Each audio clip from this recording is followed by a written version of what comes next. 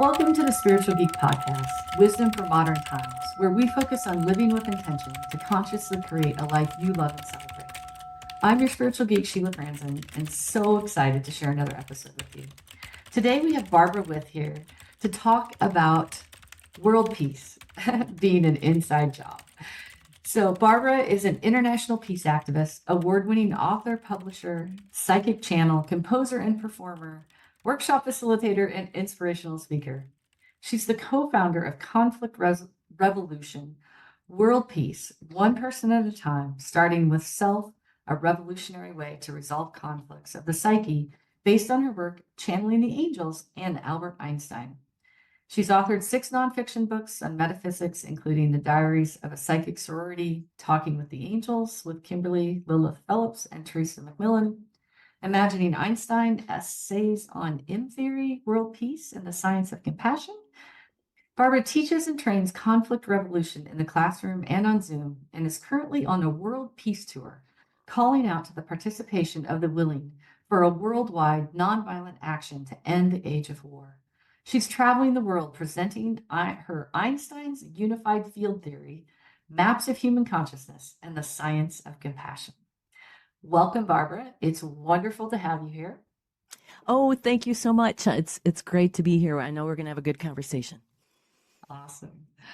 Is there anything else that you'd like to share about yourself as we get started here? No, that pretty much covers it all. I think that's a gracious plenty. Yes, it was a mouthful of words there. So I was like, sometimes I always read everybody's bio and then I try to say it out loud and I'm like, I get tongue-tied. It's like, well, especially that one. There's a lot. There's a lot of twists and turns in that one. So I was sharing with you before we got started that I had actually downloaded your Imagining Einstein book, Essays on M-Theory, World Peace, and the Science of Compassion. And it's been wonderful, right? I actually just started reading it last night, and I then had to move through it a little more quickly this morning so that I could get to the end, because I was like, wow, this is really incredible. And the wisdom and the knowledge and the power you share of how things work in this book it's just really, well, it brings the science with the spirituality, which of course feeds the geek in me, which is the title that, I was given, I think, so that I could start this podcast when the inspiration and intuition guided me to do it. And I spent, I don't know, it's a couple of weeks I was trying to, what am I going to call this podcast? And one day it finally popped in, the Spiritual Geek. And I was like, yes. And I shared it with my friends and everybody was like, oh my God, that's perfect for you. And so you cover so many beautiful conversations in this book. And the part that I think speaks to me the most is, I was reading it and I'm like, wow, there's people that will read this and just be like, you're talking at a level I can't even follow, right? I read how much you researched quantum physics and string theory and probably had to get a lot of scientific terminology into your head to even be able to share all these concepts Einstein was sharing with you. But you've brought it into a language that's really beautiful and makes sense. So I just want to acknowledge that, like, the book is really in depth and just beautifully written in a way that allows trying to make sense out of this human experience. What are emotions? What's intuition? What's intellect? How do they work together? And just that is like, because we spend all these years in self-help and self-development and, spirituality and trying to make the world a better place or make ourselves better. But nobody explains how they truly work together. And so I really enjoyed that. I look forward to reading it again so that I can speak to it more. Yes, it's a very in-depth book. And I have to say that when I wrote it in 2005, it was I channeled it. When I channeled it in 2005, it was the 100-year anniversary of E equals MC squared. And Einstein was on the cover of Time. And I just thought, what would Einstein say? Well, let's do a little book for him, just for him, a channel just for him. And he came out with this, 6 sessions. And then I spent a lot of time editing, where I would be sitting at the computer and he would say, so no, I didn't study any physics. I mean, I've been interested in Brian Greene and string theory, but I'm not a scientist. So he would say, Google black holes. And I do that and look, and he'd go, take those three terms, source, lens, and observer, which are three actual scientific terms from this construction of a black hole, and put him here on our map. So it was like, I said, it was like building a nest. But what he was building on, what he's building that nest on for that book was actually many years before he even revealed himself, and I thought I was channeling angels. And I have my two psychic sorority founding mothers, Kimberly and Teresa, brought together the three of us. I was looking to do groups. Like you had mentioned that you were a Seth fan. I was very much a Seth fan. And I thought, what would happen if I channeled for a group? This is in 1993. Okay, I've been channeling since 87. Nobody that I worked with was interested. I thought that was so strange. But suddenly Teresa showed up for a reading, never met her, just a referral. And then she sent 6 of her other friends, and then Kim came. And in the long run, we ended up doing the first group reading that I ever did in December 14th, 1993. And so in those groups, the angels told us we have this formula that we think would be the answer to world peace, starting with people, but we need people to actually see and test it on actual live conflicts, because the whole concept was about first resolving the inner conflicts first. And so here were the three of us, and three women have a pretty high percentage chances of having conflict between them and amongst them. and it does seem to happen that way. And we did. And the very first time, because the three of us were on this honeymoon phase of channeling all the time and getting this profound information that was changing our lives about ourselves and how to do this. And we had our first fight. And we were at my kitchen table, and, one thing led to another. And I stopped. I said, hey, let's get the transcript. And so we brought it out. And what it said was, if you are involved in a conflict, the emotional root, the root of your part of the conflict. Let me say that again. If you are emotionally involved in a conflict, the root of your part of that conflict is within you. And for me, as a pretty traumatized person who was also probably a little ADHD and maybe PTSD and all those other things, that was a revolutionary thought. That wait, no, it's that person who's acting so poorly towards me. Wait. And so the three of us in that moment when we read the transcript had the opportunity to catch it in the act for all of us. And so I completely switched from you to, okay, here's what I need to do. And so did the other two. And the synergy of that moment of change was so profound that when I went to work that night, I'm a singer, a pianist, and I was working at a place, and the waitress historically has never liked me. She never has said a word to me. She's never done anything. And I walked in that night, and she could not get enough of me. Do you like Patti Smith? I've got some cassettes, and put money in my tip jar. And I thought, this is what they're talking about. We manifest something completely different. I could never have solicited that change in her by going at her and saying, hey, you don't seem to like me. You could never have done what happened that night. And so it's been an experiential, lifelong journey that I have to say that I haven't fully pursued, but have been persuaded, because I only wanted to have musical success. That was my whole entire life. I'm a songwriter. I was writing songs at 13. I was on the road at 17. That's all I wanted. So to be pulled into this heavenly mission took some cool persuasion, but I'm so glad I was able to follow my intuition through it all. Well, I guess that comes back to those pre-birth soul agreements that you, or pre-birth, which you had a language for Yes. it. Yes. I love Yes. that. We But volunteered and were chosen. That's what they told yes. us. Yeah. Well, and that's the free will, right? We still have to choose it once we get here, whether we Exactly. volunteered on the other side or not. Yeah, I love the moment you describe that awakening, right? Really, that was the moment of awakening to move into 100% responsibility for life, right? Like Yes. it's not anyone else's responsibility, it's mine. And that moment when you are able to take 100% responsibility for your life, life changes because you see life differently and you realize that you have work to do. It's not anyone else. It's not because somebody else did something.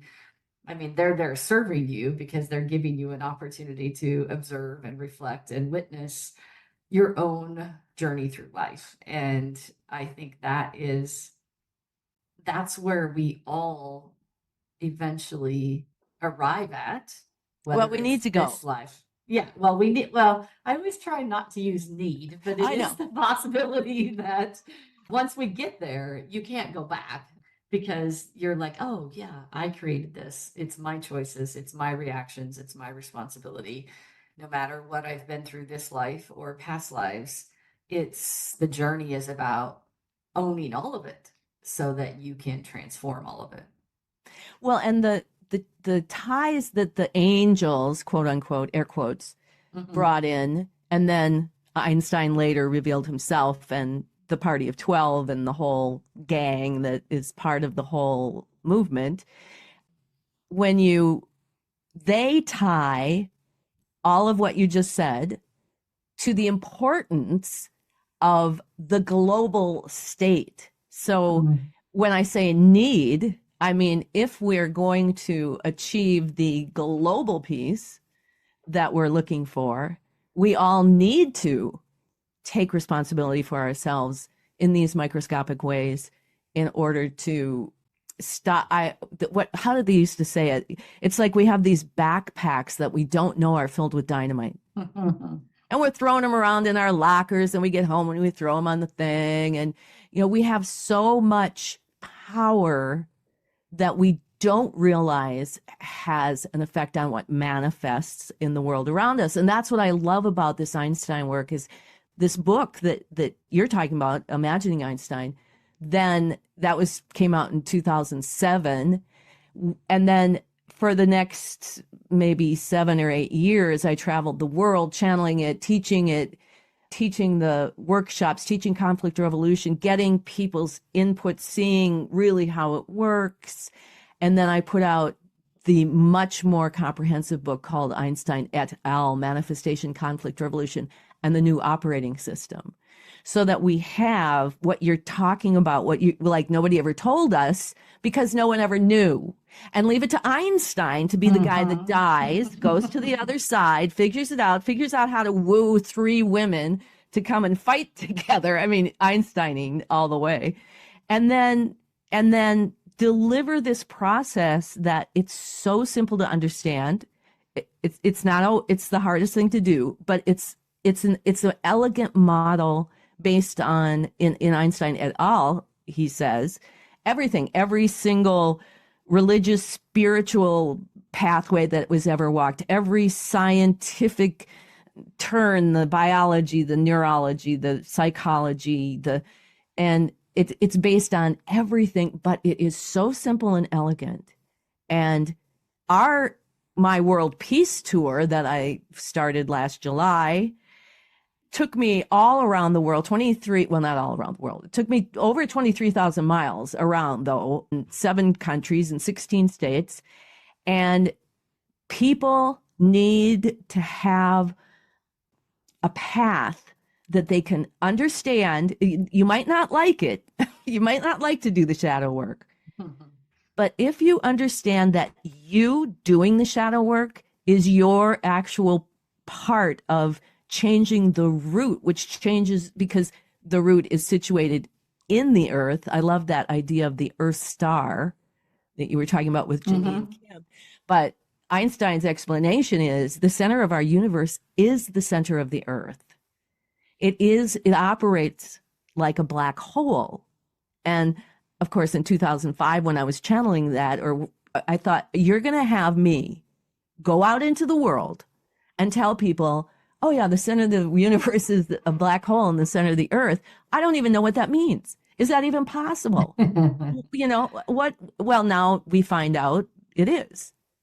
Brian Greene just came out with a big thing about it. And they're small black holes and they operate exactly like we're talking about. And they're speculating that, maybe at the root of everything is a black hole. It's like, yeah, that's what he told me.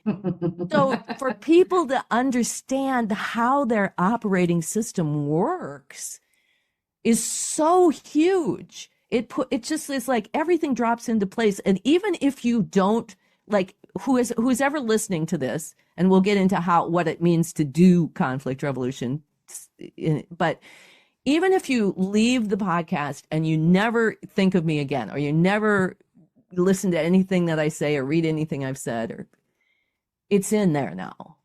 Right. You've seen it. You can't unsee it. And I see everything on these maps that he's given us. And I can tell you how past lives bleed through very clearly. All the time. Yeah. But the mechanism with which they work, like he's given us a map to show you exactly how that works. And what, again, Janine said about, you don't have to go through all of the details and re-traumatize yourself. Right. You got to feel and breathe the emotion and release it into the unification of aligning ourselves to compassion, which is what we teach people to do in conflict revolution. So it's very, very exciting, but it's been a lifelong journey, many, many twists and turns. That is for sure. Well, and I get lost in trying to listen in my own train of thoughts of information that's coming in, but that's the fun. This is the fun part. So I want to come back to because there's a part, this is like the thing that stood out for me in the beginning of the book that I'd love to dive into. And you've talked about these maps, and I got to go read the second book later, but that might have to be a future conversation. So you talk about the gravity of your choices, and choice is like one of those things for me that I have definitely, the moment I understood the power of choice, I think that was my awakening for me of like understanding 100% responsibility for life. But you talk about it from the perspective of after death. And I've always found this, it's these moments of people that have talked about their near-death experiences or how the actual energy works. And you said, and so what you wrote here is how you direct your free will in life will determine the destiny of your afterlife. On your deathbed, life does not actually flash before your eyes.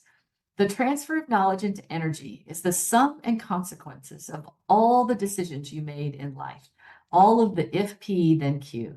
This is truly the moment of judgment, but not as if some hand reaches out and deems you on your way to heaven or hell. Instead, as the knowledge in your body changes into pure energy, something of a cause and effects takes place. You gain the energy compiled by all the knowledge acquired from every action and subsequent reaction, as well as the impact of those actions upon you and those around you. There's no getting around this transfer of knowledge. This is a law of the universe. And upon your death, you are held accountable by this law for all the consequences of your life. And then you go on, I before we dive into the meaning of that, you go on and you talk a little bit more, but this is the part that I was like, if we could just get people to understand this. You end a paragraph with, talking about hatred, and hatred projected onto others while alive becomes a part of your compilation and the math of your gravity. That hatred increases exponentially after death, impelling the dark matter to organize into your own personal hell. On the same hand, consciously using free will to act in compassion organizes a heaven in all its glory, as you will always imagined heaven to be. Either way, this is how your unique math, which is part of your inner gravity, allows your consciousness to continue on after your physical body dies. Wow. That explanation. Yeah, This is like that brilliant. it is brilliant. Thank you, Einstein. I And thank you know. for being the beautiful channel for him. But Oh, that description for me of like trying to help people understand why our intention and our energy and our consciousness in this life matters. It matters because we take it with us, right? Like, I yeah. mean, that's the whole thing. If we don't resolve it now, it's just another lifetime. And why not resolve it now, right? Like, why not find the freedom to live life in a different way now? Yes, and So, by doing so, then we have been given this opportunity here in 2024 in this lens of physical reality that's being created as we're speaking to also take in the emotion, intuition, and intellect of those other timelines, whether it be earlier in this life or other lives. And the way that we're taught to process that, to integrate everything, is that it doesn't matter if it's a traumatized feeling from another life or from your childhood. It's if in present moment you are fielding the emotion of trauma or anger, we have a very specific way we deal with it, which is much more like you're talking about emotion and the body being of breath. It's not, it shouldn't be connecting to the intellectual thoughts that are then defining why you're traumatized and projecting it into reality. We need to channel it through other thoughts, or no thoughts at all probably is probably the best, but I've learned that that's not channel, always so easy. and that's why we have those, conscious mantras. I used to have one that I don't need to know why I'm mad. I just need to feel and breathe. I don't need to know why I'm mad. I just need to feel and breathe. And I literally had to repeat it for several weeks during one particularly intense bout of emptying out that trauma. But we don't need to know what those past lives are, because whether it's past life, today, yesterday, traumatized, if it's in your body right now, it's calling to be released. That's all we need to know. And then we do a different thing other than the intellectual part of it, which is not feeling anyway. You don't feel with your intellect. It's not what it's meant to. You don't digest with your heart. So yeah, it's a really brilliant from the start. And for me, having been first channeling the angels, and that's Diaries of a Psychic Sorority, that's our actual diaries while we were going through it, and then the transcripts, to learning that I could talk to dead people, and then being given this opportunity to speak with Einstein, and now seeing, 30 some years later after this long journey, hearing you read it and hearing it be, its time is now. Like you said, that's the simple one. You're evolved. It's not something you just throw down, like, and I don't mean that ugly. There are things like Brene Brown, or, there's people who have wonderful messages, and there's times when you need it, but this is very specific to those who want to be 100% responsible, those who want to know what the operating system is, and those who can then understand that if we're going to have world peace, macrocosm, microcosm, and starting here, my theory, and this is why I just spent 23,000 miles running around, and will start up again in the fall after I'm done being here at home, is because, first of all, Einstein proves why conflict revolution works with his maps and his science. He proves it. It shows it. It makes sense. Everybody goes, yes, it makes so much sense. So let's do it. That means you don't have to go to a peace march. It means you don't have to gather and just sit in meditation. These are good things to do. If you are intuitively called to do that, if you are intuitively called, I mean, I always think it's good to be in meditation together, but it's not, if we be in meditation and then we go off and project all our junk all over our neighbor because we're pissed off at them, or, we're blaming Trump or Biden, or we're doing any of those us them things, then we're contributing to it. So this totally rudimental self-scrutiny changes it from the root and manifests different things, like that waitress. I could not have created that. So that's my piece to my world peace tour for the rest of my life, is to get this message out, have more conversations, have more people talking about it. And even if, like I said, even if it's not conflict resolution, I'm not trying to sell anything here. I'm trying to inspire people to do whatever form of it that you do. People do young shadow work. People do, like Janine's work of helping people learn how not to get caught in the story of the past life and how to reprocess it differently. However we're doing it, do not underestimate how much it's helping in the manifestation of the macrocosm, because that's just the science. Well, and I love this aspect of, well, several things. I mean, that's just it, right? It might be that somebody's path is actually doing a peace march, and then they come around to more work they have to do themselves, right? Like, we can never know what reflection and what path anyone's on in this lifetime, right? It's just the continual inspiration of what's available, because somebody could listen to this, they could listen to some other podcast of somebody else talking about something, they're in a class, whatever, reading a book. It's something will awaken within individuals. And there's so many of us here. I've said this in many podcasts recently, right? There's almost 8 billion souls on this planet at some level, because there's an awakening happening. And so, everybody, or the many millions of people stepping forward to be way showers and inspire these changes, are what we're about, right? That's the aspect of world peace, and trying to, move into we don't need war, and we don't need to battle our religions and our belief systems, because war is always about being right. And that's intellect, right? That's not dealing with what we need to feel and what our path is to create change. Yes. And, Einstein has a great definition of evil. It's what I have pulled up right now on my screen. That's crazy. So that must be what we're supposed to talk about right now. So that's amazing. Yeah. I love those things.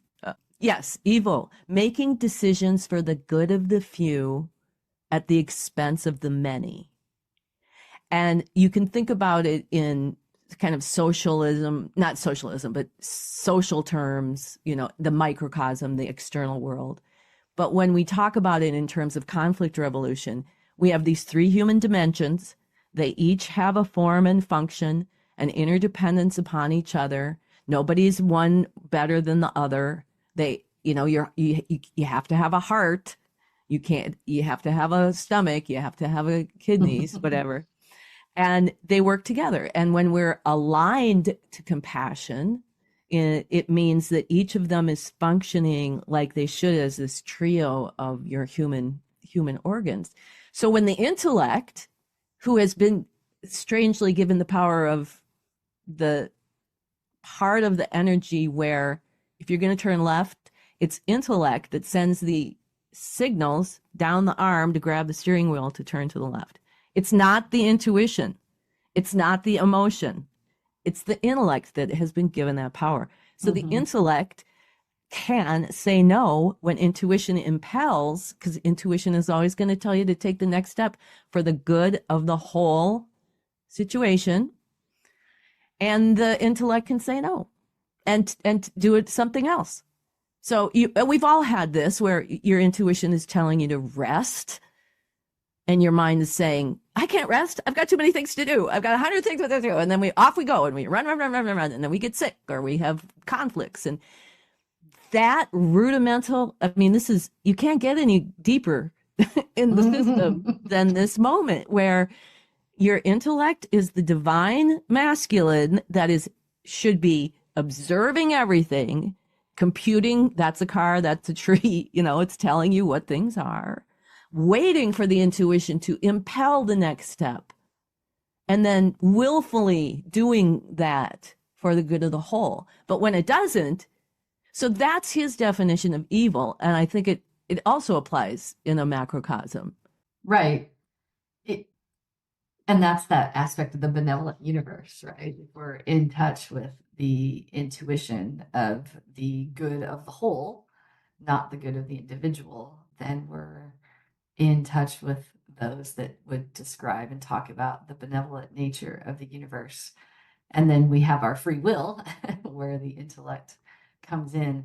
But if we dive into this is the part Can I just say one thing quick, Yep. though, about that? Because for us, it starts with the individual, is that it can't be for the good of the whole if first the individual doesn't have the good of their whole altogether. We don't give stuff up so that the whole can be placated. We all so that was okay. So no, yeah. Thank you. That is, we have the good of the whole starts with us. Starts with us, and then we can move out to how we're affecting others. But we absolutely have to understand how we're affecting ourselves first and foremost. So we kind of touched on this hatred. You brought up evil. And for me, when I was pondering these things on a walk this morning, kind of the guidance I was getting is like, let's explore a little bit. Like one of the things I notice and observe, right? And we can witness it anywhere in our world, right? Listen to the news, listen to the war, watch your local community. We had an incident in our local town last night where, a gun was pulled, nobody was injured, but it's like there's an energy that like literally I'm like this is the play of the math and the science now, right? So we all stand in our responsibility and it's our choices and our decisions, and yet we have this actual energy that happens where people are affected by each other's anger and each other's hatred. And so like it's always our own responsibility, but I don't know, I'd love to explore kind of, dig a little deeper on, somebody's angry you know, around you, right? Maybe you're in a household and you've got somebody who's really struggling with their anger. It's almost like, I experience anger almost often feels like a portal of energy that is like, it can take over a whole house, right? And then everybody's angry and nobody even knows why they're angry. And I've watched it. I'm sure many people grew up in households that way. I've talked to so many people, right? They've had to resolve, anger that happened with family members, a grandfather, an uncle, a parent. And there's this real palpable energy that happens with no different than we have an energy that happens with love, right? We can all feel that. But this aspect of an energy that happens with anger and hatred, right? We saw it with what happened at Capitol Hill in the United States and how people all amped each other up in their own anger. And I don't know, I guess there's something for me around how, like, we know that world peace is an inside job and we all have to take responsibility for our own anger. But when we're in these situations where we're, experiencing anger with groups of people, right? Or we observe it out there in the world. Like, what's actually happening with that anger? How does it take over this life of its own? I think there's an attraction, like you were talking about, love sort of attracts love, anger attracts anger. When love grows, it becomes synergy. When anger grows, it becomes evil.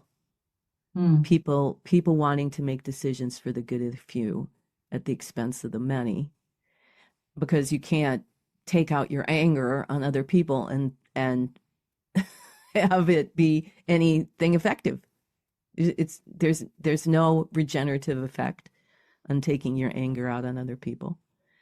So, but in the structure of conflict resolution, get back down to the rudimental. First of all, my domain is my responsibility. Mm-hmm. Your domain is not my responsibility. So for those of us and I did grow up in a very angry, abusive, traumatizing family. So I've used this to work my way out of it and have learned that when somebody is coming at me in anger and blame, that's not how I see the world. I see the world as, if I'm coming at you with anger and blame, then I've got some work to do. Mm-hmm. That's how I live. I don't come at you with anger and blame. I might in a moment of, whatever, we all are human, but I'll quickly pedal back to going, wait a minute, no, and take responsibility for myself. So what I see in the world today is that there's been this mythology that if somebody triggers you, that they have to change their behavior because they've made you mad or they've hurt you. And that's an interesting viewpoint that I can't share because that's not how I live. And also that I'm having a very interesting time right now, because one of the things that I do and have done through my whole course of my life is be impelled to send my books to people. And I don't have, I only send books to my conservative leaders, or I only send books to the liberals, or no, this is a spiritual movement. It's, we want to encompass as many people. And so I had to first revolve all of my prejudices that were projecting. And when I did that, I actually started to see a whole different world when it comes to those things. And so last December, mostly, I'm also a journalist and I'm an election integrity activist. I've been in election integrity since I found the touchscreen poll tape dated March 30th, 1:30 in the morning for an April 5th election in 2011 in Wisconsin. And I know a lot about elections and what went on in Wisconsin at that time. And I wanted to share that with Tucker Carlson because he was fired. And of course, everybody thought it was because he lied, which you rarely get fired for lying these days in those positions. But he had said something about voting machines, and I wanted him to know. And I wanted to also work in conflict resolution because I want as many people. I would want to talk to Donald Trump about conflict resolution. I would want to talk to Joe Biden about conflict resolution. I'd want to talk to anybody about conflict resolution. So I wrote him a letter and sent him a book at an address I thought he might get. Who knows? You'd send stuff off. Tucker Carlson. And a couple weeks ago, there was a invitation from the network, Tucker Carlson Network, to apply to ask him a question. And he would meet in a Zoom live with maybe 5 people they were picking out of their whatever questions. And so I submitted, do you believe in afterlife? And do you think we can talk to the dead? And I got picked. And so I had 5 minutes with Tucker, and his responses, as Kim says, because I said, he's one of us. And she said, well, he's one of us, but he doesn't know it yet. And were just absolutely beautiful and correct. And I thought, how many people in his universe have been now introduced to this idea that he said, this is totally not my wheelhouse. I have no idea about psychic mediums and such. But he, the way it fell out it was beautiful. And it was my manifestation. Back in December, I thought, I'm going to meet Tucker. I'm going to talk to him. I'm going to get this message out. And I was frightened about what I was going to endure when I put this on my Facebook page, because I have an equal number of liberal and conservative friends, because I don't take those sides. I'm very much a sort of a constitutionalist, I guess, but I want justice for all, for everybody. Right. Just justice. Just justice. Just for everybody, whether it's Donald Trump or whether it's my water protector friend who got shafted when she got arrested and is now convicted of a felony. I want justice for all, whatever it means. Well, to this morning, I'm contending with, what do you do with people who aren't going to, I'm having good conversations too, but people kind of condemning me and looking down on me and judging me and calling me names. And there's a sucker born every minute, what a liar. And I'm telling you, I think the answer is only that my domain is my responsibility, and I have to feel and breathe all those triggers because they're triggering. Make sure that I don't project. Make sure that I don't get involved in this us versus them. But on the other hand, if I'm taking care of myself, if this was the real world and that guy walked through my door and said, "Yeah, well, there's a sucker born every minute," I would ask him to leave. Not be ugly about it, not blame him, but I don't need people around me who are going to criticize and belittle me. I would ask you to leave my house. Don't talk to me that way. Right. And that's what I did. I asked him to leave my house and asked him not to talk to me that way. It's not trying to change him. It's just me taking care of myself and standing up for myself because I know who I am.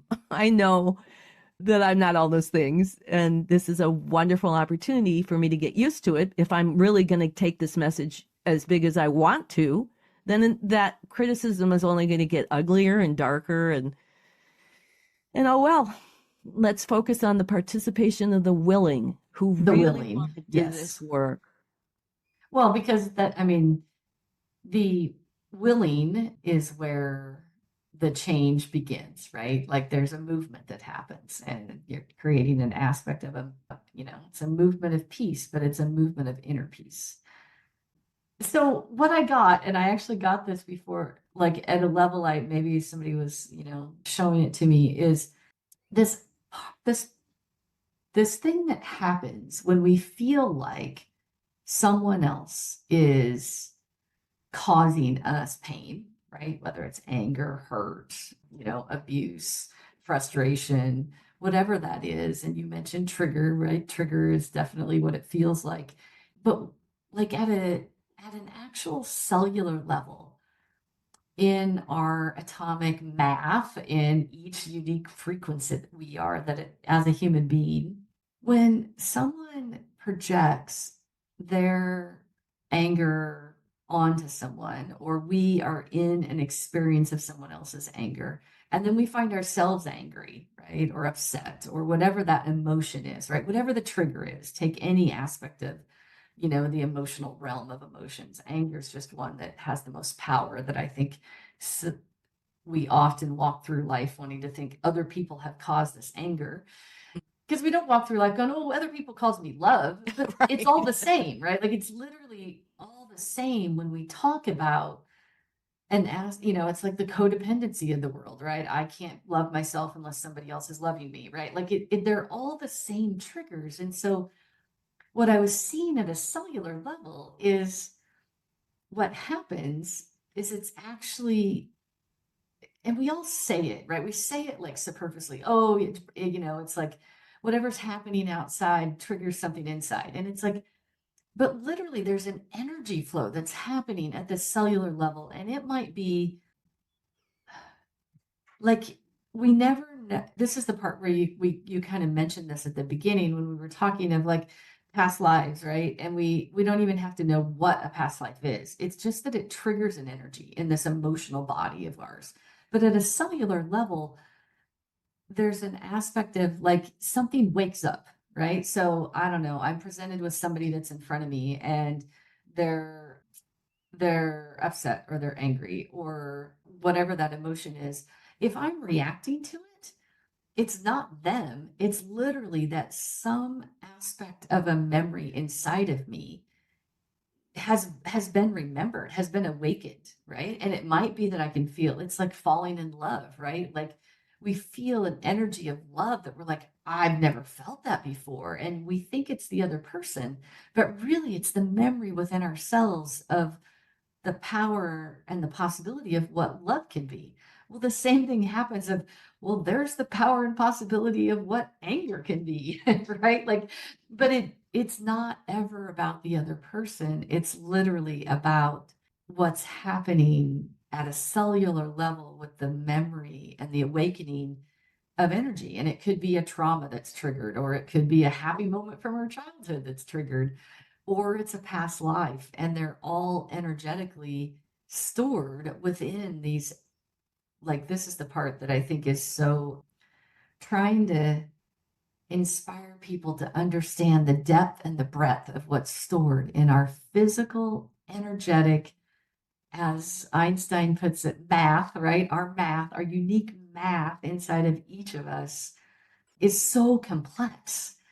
And But I don't know, like yeah, it's so complex and yet also so simple to change. But it's like there really is, I think there's times where if people understood, or we continue to find ways to explain the literal cellular thing that's going on, and then how it can be transformed with a simple breath, because breath changes everything in the body, right? yes, yes, and that's what conflict resolution does. So here's the example: is that you read the passage about every decision that you make, every decision I make gets programmed into my compilation of my consciousness. So, and this is just a simple example of, so I'm younger and I do something. Well, I'll take an actual conflict that I revved. I had a marketing manager at a place where I worked, and I called her the drunken marketing manager.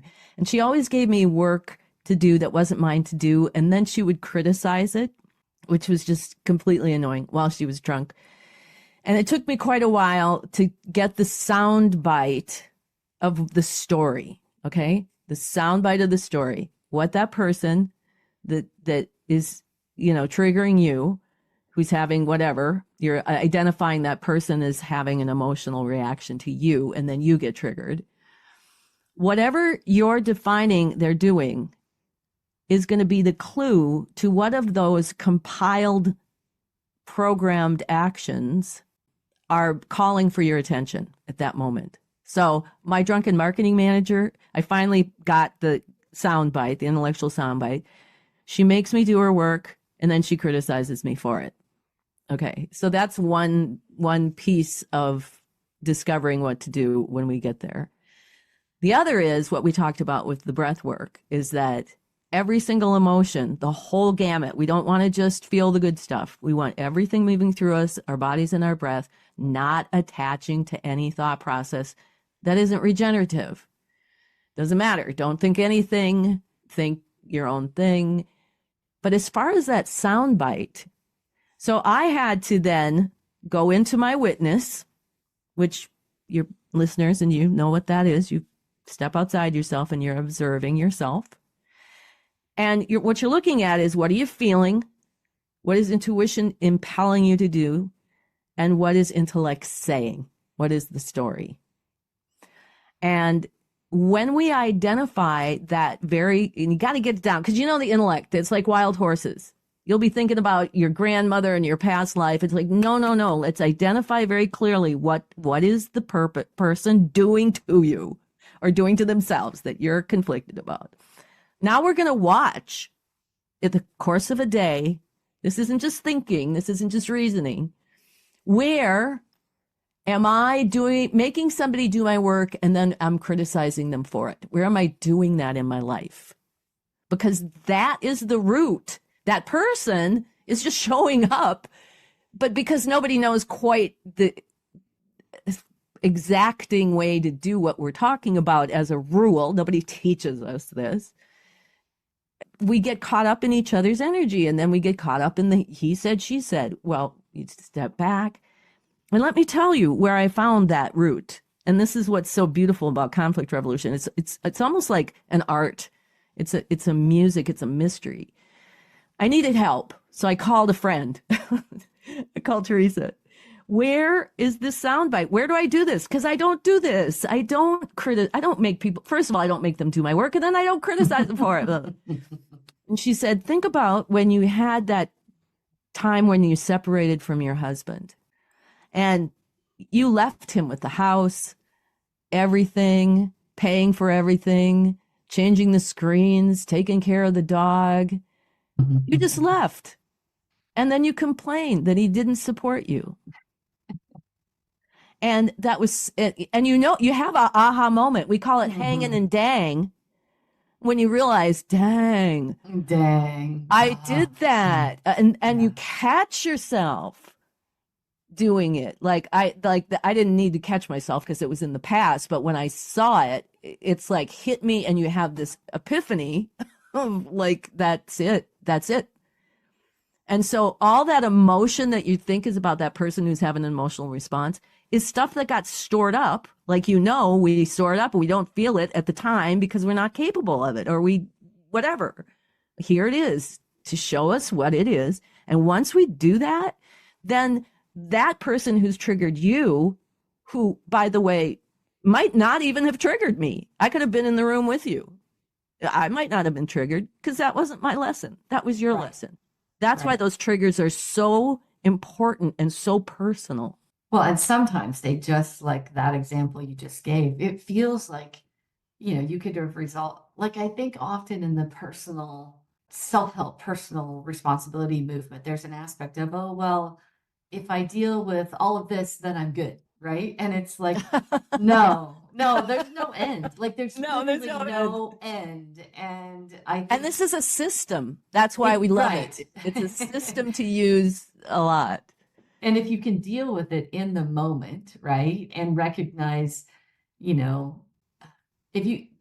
more you can deal with them in the moment, you can usually touch into what it is, or at least breathe and let it go.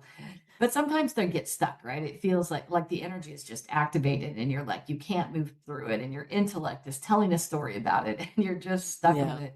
And I think those are all, like, it's beautiful that you called a friend and said, I can't see this. And I often am that echoing person for people. They'll call me and they're like, I can't see this. I'm stuck, right? Why can't I move forward? And it's like that aspect of being able to be the witness for people is, like, one, owning it enough to ask for help, right? That's huge.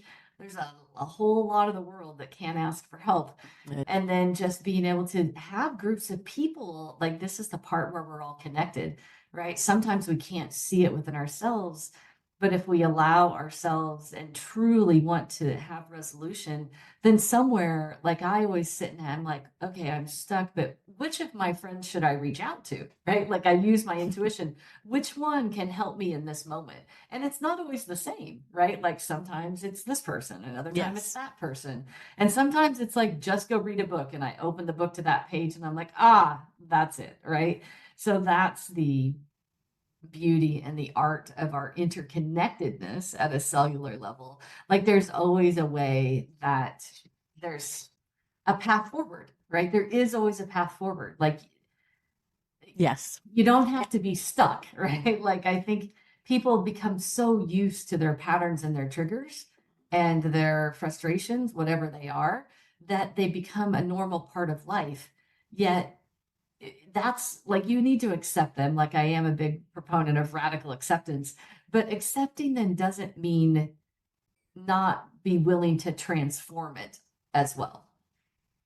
Well, I think that's what people think. If I just accept, if I don't fight it, then I can't transform it. But it's exactly what you said, is not only accepting it, but for me, feeling my feelings is not about being tossed and turned on a sea of emotion anymore. It's about regularly through the course of a day, consciously using my breath to move emotion. And especially if I'm triggered by someone, then there's two different areas.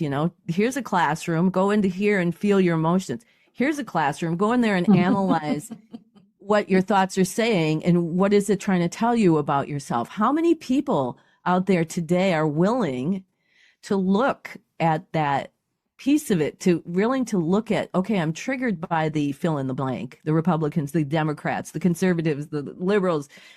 What is it in them that I'm seeing that's mine? People have to be willing to do that. And nations, imagine in the macrocosm, if every nation said, wait, before I blame anybody else for how they're affecting the world, what am I doing? Well, the U.S. is in deep doo-doo if they stop to say that. We would have to stop all war because that's what we're doing. So microcosm, macrocosm, they're two different ways of dealing with what needs to be dealt with. And the breathing aspect is so powerful. If you're stuck, I always just stop, get off the focus, and just start breathing. Mm-hmm. Yeah. Sometimes my kids would ask, "Why are you breathing?" I'm like, "Because it's the only way I'm gonna shift my That's right. perspective." It's time to breathe. Come along with me, kids. Right. And then when you can't breathe, it's like, oh, that is locked up. Okay, let's walk because you have to breathe when you walk. So, Yes. Yes. yeah, there's always a way to find a shift in that. So, so it's really interesting. Like we talk about this, and like I've lived this for years, just like you have, and it's like, how do we truly inspire? How do we how do we inspire people to want to change, right? Like we can say all of this and we can, I don't know, that's what I'm hearing this moment, but we can say it all, we can do it, we teach it, and yet, what is it that creates the tipping point for people to move into this new direction? I don't know. And I don't know if we could ever pinpoint that for any one particular person. So you and I know that we're sowing seeds. And as we sow those seeds, sometimes there's resistance.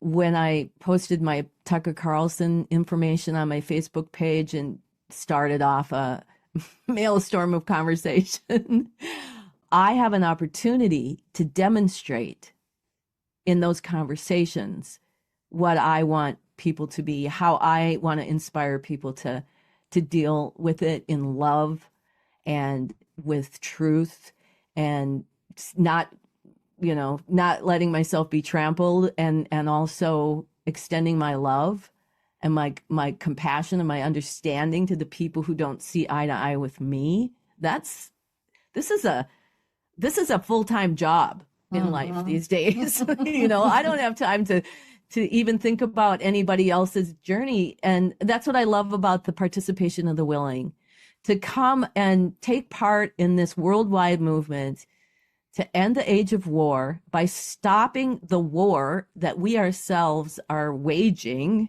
within our intellects against our intuition. And I truly know that if the world did this, even the 25% of us were willing to go into that dark side and feel those feelings and breathe and realign to compassion, that the natural manifestation is peace. And so also I think we need to take chances. That was part of the posting that article. But when I left last year, I left my home on October 15th, and I just left. I had, friends. I was also pet sitting my way across the UK and into France. But everywhere I went, I had this conversation. Everywhere I went, especially in the foreign countries, because people were like, "Oh, what are you doing here?" It's like, I'm on a world peace tour. And I'm world peace one person at a time, starting with each of us. And people are all excited, but how many of them are really willing to sit down and look at their own war? And we have the answer. Conflict revolution can help anybody do it, but you don't need us. You can find your own way if you intend and follow your intuition and be a part of that willing. I'm excited. I think the world is ready, willing, and able, frankly.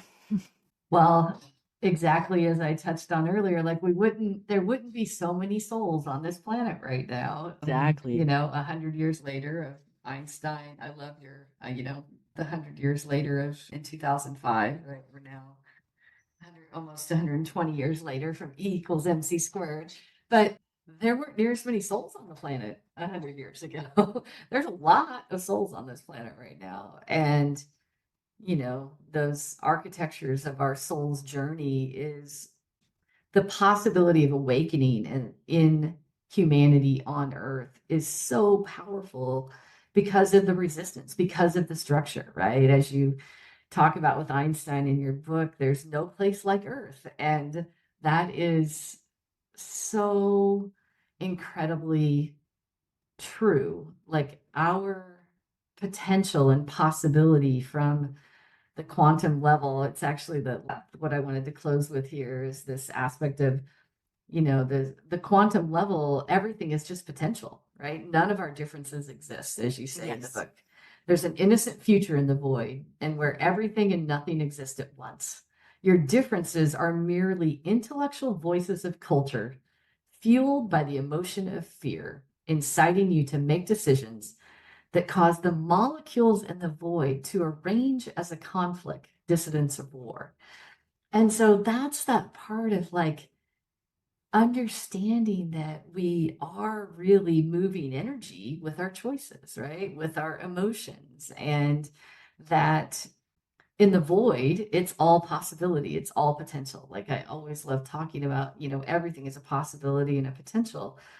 And but are we willing to rearrange the molecules, right? I mean, if your life isn't how you want it, are you willing to do the work to rearrange the molecules? Or do you just want to, as you then say, and I always ask this, every human must ask, do I want to be right or do I want to make peace? And, I often use from a lot of education and work I did with a tone scale work, this aspect of anger is, do I want to be right or do I want to go for a result? But I love the shift of thinking about, do I want to be right or do I want to make peace? And it's like, yes, do you want to be right or do you want to make peace? And And I love like, that it's that simple. they say those are two different skill sets. Mm-hmm. So pick up a different tool. Sometimes you Right. need to be right, but other times you really need to make peace. Yes. I was cleaning my closet this week and I have a shirt that says something along the lines of one day your kids will, it's like one day your kids will acknowledge you were right. And it makes me laugh because, parenting is a journey. I mean, it's a journey at every level and it's beautiful and it's been incredible and I love it. And sometimes I just want to be right. And then I'm like, no, but on the other hand, I'm also the peacemaker, right? And so Well, and it's, if we're truly right, if we are truly right, then we don't have to prove it. well, there's no conflict then, right? Yeah. We just have to be it. Yeah, we just have to know it, be the change, right? Be the Yeah. change. So do you, as we close out here, what's the best way for people to start, right? Like, where would you tell them to start if they wanted to learn more about what you're doing with the incredible movement you're creating and or all the classes and knowledge and wisdom you have out there? I would say start at synergyalliance.llc. That has the complete story. It has all of the books. I think if you're really interested in the diary type of format with the three women learning this step by step, Diaries of a Psychic Sorority. And of course, we talked about the Imagining Einstein. I also have a conflict revolution workbook that is for those people that just want the down and dirty. Let's just get into the bullet points. You bring a conflict and we do it. And I also have an autobiography, Party of 12, 9/11. And then Party of 12 is my 12 famous dead people, including Einstein, who revealed themselves. And also on my YouTube channel, I've got so many videos of so many different things. And so if you wanted to work with me, my suggestion is barbarawith.com. That way you can go over and there's my readings. And also I have a column about propaganda and it's called Breaking Formation. Because I think not only has this culture been propagandized to levels that I don't know if the world ever has been before, but I realize that conflict revolution has always been about undoing the propaganda of the intellect. The propaganda of the intellect says we can't do it or we're not good enough or that person is all whatever. So I've got a few more of those things over on barbarawith.com. And there's a lot of information that I've made available. I'm working on course. I'm almost done with it for the whole of the science and conflict revolution. And then I'm going to do it kind of a down and dirty, downloadable training just on the basics of Conrev, thoughts, feelings, senses, intellect, intuition, emotion, how to do it on a daily basis. So yeah, and then I'm planning when the fall comes, I'll take to the road again, and who knows where I'll go this time. I love that. It's like, I admire your commitment to, surrendering to really being in service, right? Like you're in service to this planet, to your own intuition, your own intellect, where you're guided. And it's just a beautiful, beautiful journey. Thank you so much. It is. Thank you. You're welcome. You've just listened to the Spiritual Geek Podcast. Thank you for joining us. Thank you, Barbara, for having this conversation, for the work that you are doing in the world, for your commitment to your journey and to the greater good. It's been beautiful to talk about peace. Yes, thank you so much, Sheila, and thanks to all your listeners. I hope we reconnect again. Yes, I think we could pick any number of topics and dive deeper. So yeah, super fun. Thank you for geeking out with me. If you've enjoyed this episode, be sure to share a comment and a rating on your favorite podcast platform. If you were inspired, consider sharing with friends and family. Love and light to each of you. May your day be filled with peace as you consciously create your life.